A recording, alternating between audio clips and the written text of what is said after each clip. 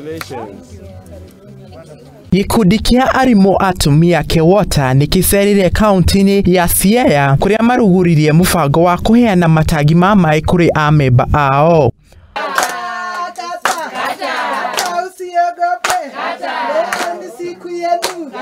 Kurumirira mateta maria meyumiritie ati kewota nireigirira wira wa ciama cia arimu, muikarari giti wa kiama giki Modesta lubelela niaugete kewota riri na ngucanio onemwe na ciama cia knut na kuppet.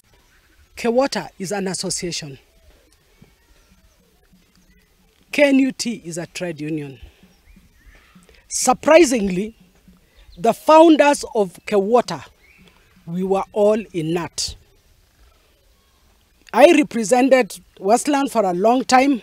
I was in the National Executive Council. We have no relationship or fight with knut and Kewota except that we both represent teachers. As simple as that. If you have been having this position of being the owner, that knut and kuppet were the only unions there, when they felt the new child on the block come about, they got scared. But as I talk today, we have a very good working relationship with our unions.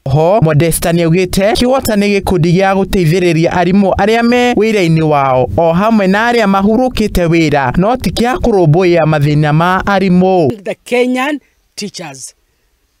Because if a labor case comes, I will not go to court. I will not go to the labor court to represent the teacher, but the union will go. And when this needs a thing like our water tanks, a welfare issue, Kewota comes in.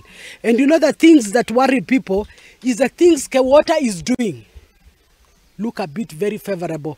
What NAT does, nobody knows when they have represented you in the labor court, but ours are visible. Kuringana uria ni umwe wa aria magunikite ni tabarira ino niaugete mubango uyu wa kuheana matagi ni ukumateithereria hari wiraini wake.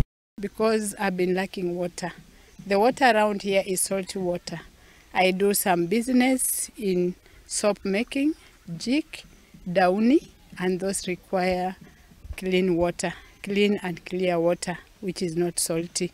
So I'm personally very happy, very glad that my business is now going to be successful. Fuatira Muthingi TV, jitago Joshua Juguna. Nayo ripoti iyo